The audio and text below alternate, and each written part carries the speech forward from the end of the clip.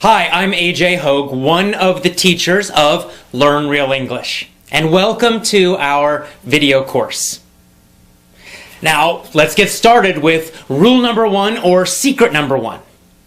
And rule number one is to always learn English phrases. And to never study just individual words. So, in this course, we're going to teach you a totally new way to learn English, a totally new way to study English so that you can speak English quickly, easily, automatically, powerfully, confidently. So, what's the old way of learning English? You know it because you learned it in school, you've been using it for years and years and years.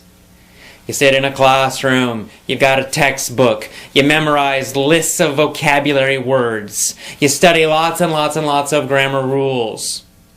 You do lots of reading and little fake conversation drills and activities. And this is the traditional old way of learning English, but we have a totally new and different way of learning it. And we're going to teach you each part of that, one part every day for a full 7 days. So let's start with part one, secret one, rule number one. Learn phrases, not individual words. Now, of course, a phrase is a group of words. It's a group of words that naturally go together. This is very important. You see, when you only study individual words, you are doing a number of things that make learning difficult. Number one, when you study just an individual word, like a vocabulary, something in a vocabulary list, or even in your notebook, you write one single word and then you write the meaning or the translation. Here's the problem. That word has no connections to anything else. Therefore, it's difficult for your brain to remember it. That's why you have to keep repeating again and again. You look at that list and you try to memorize it. And then the next day you forget, and then you go back and you try to memorize it again, and again, and again, and again, and again, and maybe after a very long time, you might remember it. But most likely, you're going to forget it, especially long term. And yet, that's the way most students are learning English and studying vocabulary. Here's another problem with just learning single words. When you study just single words, you're not learning any grammar.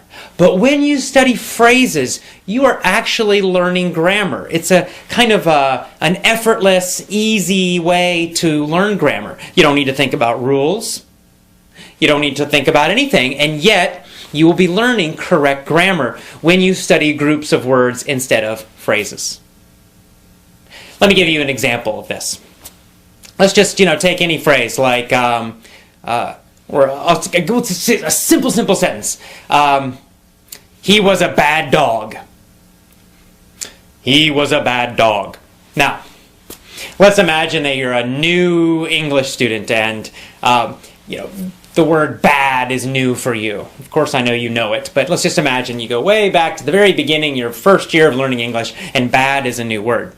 Now, the normal way of studying that, you would write it down, bad, it would be in a little, a list, and then you would study, bad means not good, bad means not good. You'd probably translate it to your own language. And then after lots and lots and lots of time, maybe you would remember it. Well, using our system, you do something very different. You would write down that whole phrase. He was a bad dog. It's actually a full sentence. Or you could just write down, was a bad dog, or he was a bad dog, whatever. And then every single time you study or review, you would always study the full, complete phrase. You would never just study that word bad. You would study the whole thing. Now, by doing that, you're getting free grammar. How do you know? Well, because first of all, you're getting that verb, was. Right? Was. And that's just going to stick in your brain. He was, he was, he was. You're also learning articles. You don't need to remember what that means. You don't have to even worry about it. And yet you know that it's correct to say, in this situation, a bad dog. He was a bad dog. Some people say a. He was a bad dog. Both pronunciations are correct. So he was a bad dog. He was a bad dog. A lot of students have problems. When do I use or a? When do I not? When do I use the? And you're trying to memorize all these super complicated rules and situations for it. Forget that. It's too complicated. You'll never remember it. Just study phrases and you'll start to feel when to use it, when it's correct, when it sounds correct, and when it sounds strange, when it's not correct to use those things. And of course, this is true for all grammar, all phrases, all vocabulary. By studying a full phrase, or even a full sentence, always, always, always, you're going to get lots of grammar. You're going to learn which vocabulary words go together naturally, and you're going to know when to use them in which situations. Because sometimes, for example, there might be a situation where there are many words that mean the same thing, and yet we typically use one of them. Like, we might say, he was a bad dog. That's a common phrase. A bad dog, bad dog. We use that word bad to describe a dog who's naughty, who's not good. But we don't usually say horrendous. Now, horrendous means super, super bad, really terrible. And yet, we don't usually say he was a horrendous dog. It sounds strange. Even though the meaning is basically correct, yet in normal, real English, not textbooks, but real English, we just don't use that word to describe dogs. Not usually. I don't know why. There's no real rule about it. It's just that's what we usually do. And every language has these kinds of word combinations that are more common, and other word combinations which just aren't used typically. How do you learn that? Well, you can't learn it from any rules because there are no rules about that. You have to learn it by studying phrases always. Always, always, always study phrases, review phrases. Whenever you learn a new word, don't just write down that individual word. Write down the full phrase, or even better, the full sentence that it's in. Always include the words that are around it. This is going to help you improve your English speaking ability much, much, much faster. Even better, when you write down the phrase, also write down where the phrase came from to remind yourself of the whole situation. So you might, let's say you find a new word in a newspaper article. Well, first of all, let's say the word horrendous. You're reading a newspaper article, or you're listening to the radio, you hear that word horrendous. That's new, what is that? And you write it down. But you're not going to write down just that single word, you're going to write down the whole phrase that it was in. And then you're also going to make a note, you're going to put down, this came from a newspaper article about the economy.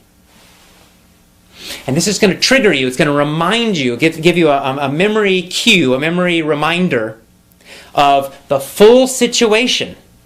So now you're not only getting just this single word, you're getting the full phrase or sentence that it's in, and you're also reminding yourself where that sentence came from. What was the general topic? What was the general situation? And in this way, you're getting a lot of extra grammar, which you're learning unconsciously, easily. You don't have to think about it, but you're learning it anyway. Your brain is learning it, even though you might not know that. And you're also learning when certain phrases and certain words are used and when they're not used. You're learning which situations it's used or they are used in, and you'll of course know that in other situations you don't use it. Because as you learn more and more and more phrases, you begin to get this feeling of correctness, and you begin to know when to use certain words, how to use them, and you're also how to use the grammar correctly as well.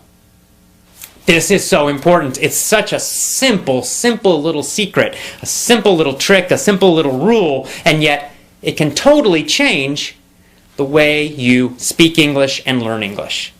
It's very, very important. So never, never, never study just an individual word, one word. Always study the phrase or the sentence, and always, always, always make a note where it came from.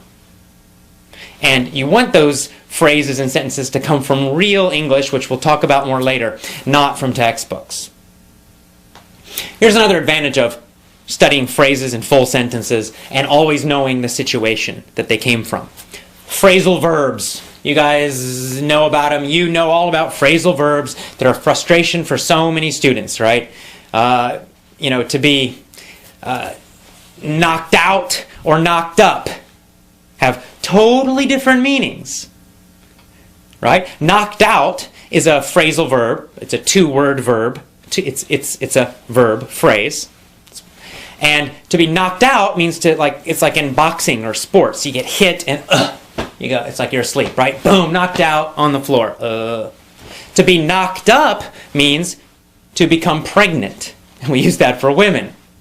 Now, there's no way if you just look at the individual words to know the meaning, right? Knocked out, knocked up. It's not logical. You just have to learn each one individually. But if you just try to study lists and lists and lists of phrasal verbs, you're going to become very confused. You'll start confusing one with the other. You're going to forget, and it's horrible, and you don't want to do that. It's not effective. It doesn't work.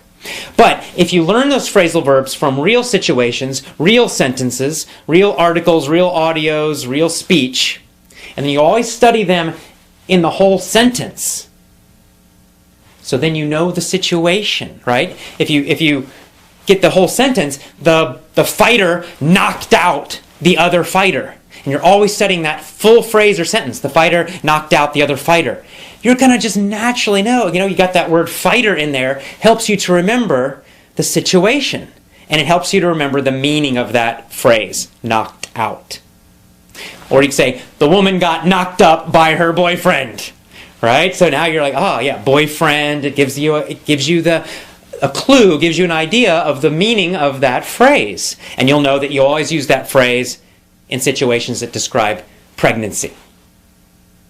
This is much better than studying lists and lists and lists of phrasal verbs. So, what's our first rule? What's our first secret? Always, always, always study phrases, groups of words. Always write down a note about where the phrase came from to remind you of the situation. And no more, never again, study just individual words. And that's all. That is powerful secret number one, rule number one for learning to speak fantastic, amazing English. Start using this rule immediately today. Okay? We'll see you tomorrow for rule 2. Bye-bye.